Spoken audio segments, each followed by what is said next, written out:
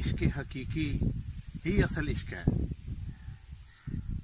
मुझे इस मौके पर एक बहुत ही प्यारी गज़ल के चंद एक अशार याद है। शकील बदायूनी बहुत मारूफ शायर थे। उन्होंने अपने फरते जज्बात में आकर एक दफ़ा अल्लाह मियाँ से फरियाद करने लगे कि या खुदाया, तू मेरे सामने आ तो मैं क्या करूं। तो कहते हैं, न तलब करूंगा करम तेरा, न तलब करूंगा करम तेरा।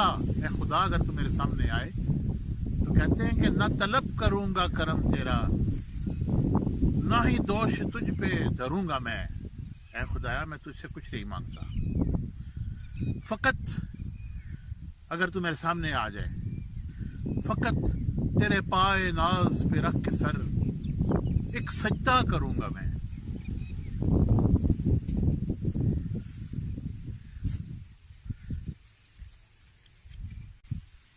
ये क्या हुआ कि बात का लहजा बदल गया, आंखें बदल गई हैं कि चेहरा बदल गया,